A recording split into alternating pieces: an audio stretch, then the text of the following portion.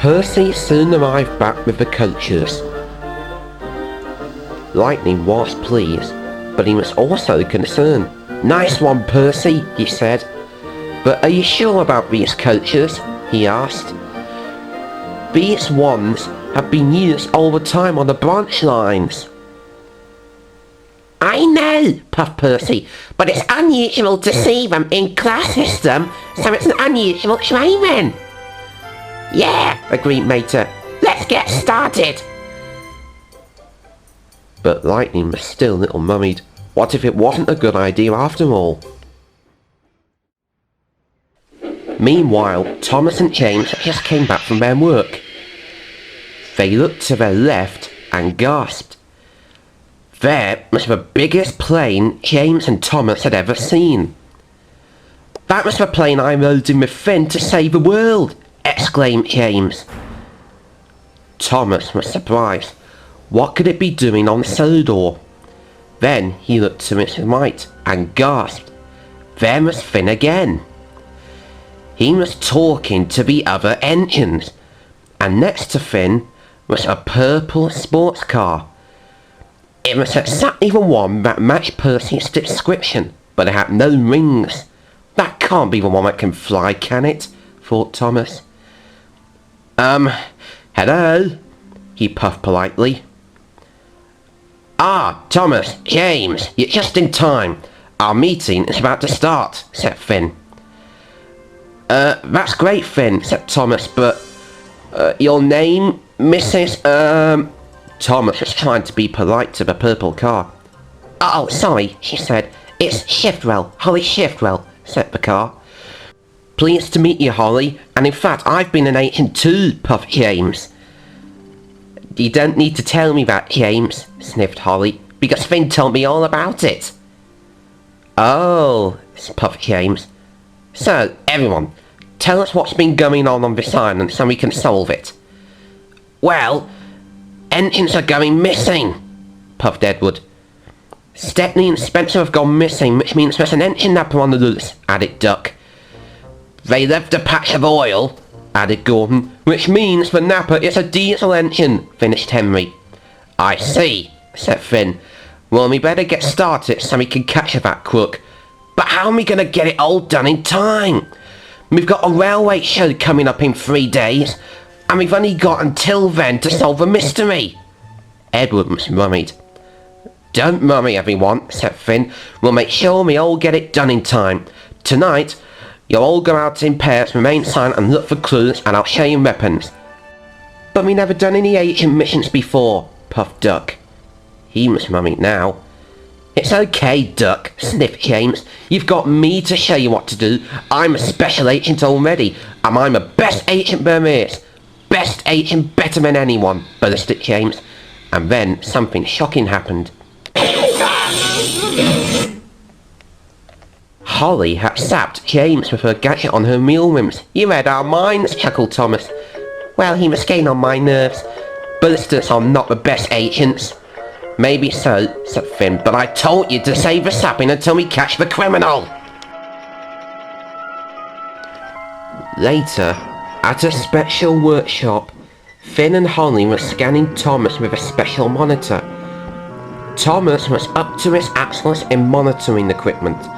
"Why are you doing this to me?" asked Thomas.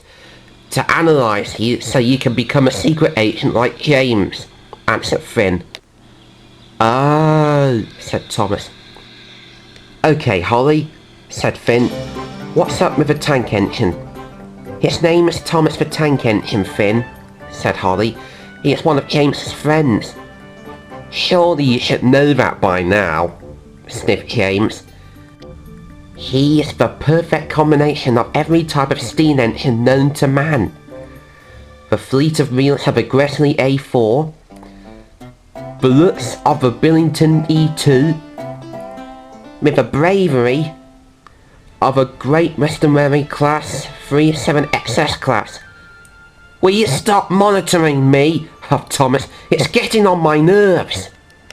Guess who fell down the stairs? I did.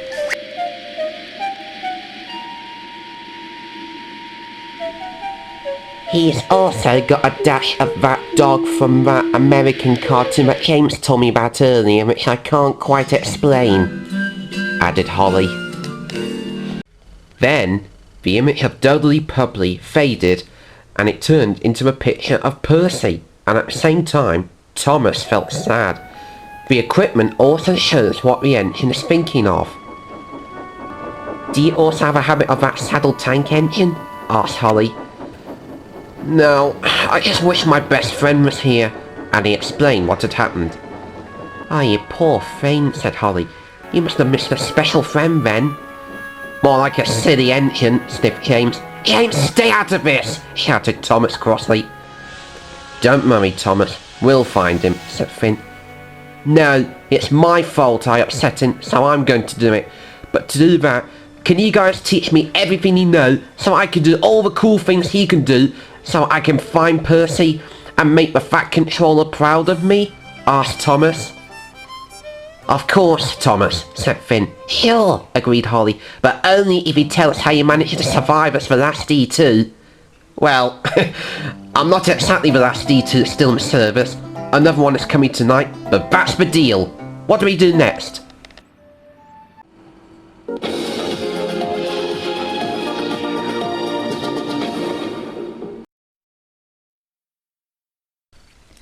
Hello and welcome to another day of Sodor News, and this is a special news report too. This one is focusing on the Sodor Railway. That's right, Claire. The railway show is to take place in a few days' time, but 2 engines have mysteriously gone missing. They're Stepney and Spencer, and we can safely assume that there's a train napper on the loose. 2 secret agent cars called Finn McMissile and Holly Shiftwell have come to Sodor to help with the case. But since yesterday, no one has seen the man who used to work with us before he got fired, Sir Topham Hatt. Well, that's because he entered a man versus pizza challenge at Miss Bella's Pizza. He's passed out now and he's in hospital. That'll have served the fat man right for making me lose my job a few years ago, the stupid fat...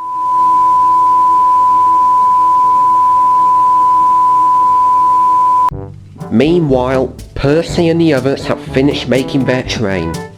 They even turned the green coach into a dining car. And they've done it in a class system. There is first class, buffet car, second class, and as for the break van, they turned it into a class carriage but called it idiot class. Why have you called it idiot class? Asked Percy. Isn't it a bit blunt? Yeah, just think of it. Any passengers who want to come up before they say, hello, can I have 3 idiot class tickets? Before they do that, they'll think, actually I'll pay a bit more so I don't have to say that and look like an idiot. I'll go for second class or first class. Oh, I see where you're coming from, said Lightning. That way we make more money. Exactly, said Mater. Yeah, brilliant, agreed Percy. Suddenly, there is the sound of a formula car. And between them, Francesco Bernoulli revved in. He must have Formula racing car. Its championship had just been closed for the summer break early, so he had come to Sodor for a visit. Buongiorno, McQueen. What are you, your best friend, and that little green steam engine doing? Lightning explained about Percy's problem. Ah, Percy, you're missing your best friend, no? Anyway, what's this unusual train you talking about? Lightning told Francesca what they're doing. Sounds like you need a fast car to pull it. Let me have a go. Soon, Francesco was coupled up to the train. But when he tried to move, its wheels just spun, no matter how fast he went, and the sparks flew out from...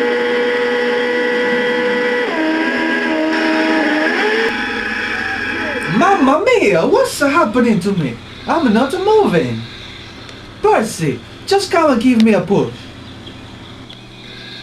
So Percy did help, but after he stopped helping, Francesco just stopped and spun his wheels again. He just couldn't pull the train all by himself. Why won't it move? Well, Francesco, Lightning said sternly, it's because you're driving like an oaf. I did do it gently. No, you didn't do it gently. You just planted footing around Francesco in this horn, as usual. And secondly, I'm sorry to say this, but you're the wrong car for the job. It's not me. We got too many coaches. It's just too heavy. Oh, don't tell me I messed up with the coaches already, did I? Moaned Percy. No, Percy, you didn't mess up, comforted Lightning. And second, of course we got carriages, Francesco, you Italian muppet. It's a train. There are too many. Well, that's the bare minimum. We got first class, second class, idiot class, buffet, no less. Idiot class? Ah, well, Mater came up with that idea. It's still too heavy. I know, that's why we need a different car to pull it. I know we do, McQueen. What about Francesco paused impressively. a formula train? A what? A formula train. One carriage with a real wing and a formula car. That's a formula train. But if it's got one carriage, it's not a train. But it will make people want to ride it and discover Formula One. Yeah, but trains always have a lot of carriages and put them all together. That's why it's called a train. And what you need to do is change your driving style and pull it slowly to pull it gently. I'm not changing my driving style. Well, too bad, because we're doing a proper train. Well, you haven't got a car. Uncouple me. Well, don't worry, we'll go and get one, finished Lightning crossly. Francesco revved crossly away after he was uncoupled, spinning his wheels on the rails as he went. Oh, great! Now what me gonna do? Without a car, we'll never get this train moving, grumbled Percy. Don't worry, Percy, because we've already got our vehicles to pull the train, said Lightning. Who? Asked Percy. Me and Mater, of course. Oh, yeah, of course. Silly me. But Mummy needs some passengers. Oh, we got that sorted out already. Dalmatia Hat is bringing some of her friends from the mainland here so they can come to watch the railway show for the Fat Controller. So they're coming here tomorrow morning to ride in it. So we need to get plenty of rest ready for tomorrow morning. Percy was now very excited. Brilliant, he puffed. I'm glad Thomas doesn't want my help. This is turning into the best project I've ever done. Although, I hope the Fat Controller isn't worried about me too much. I have been gone for quite a while.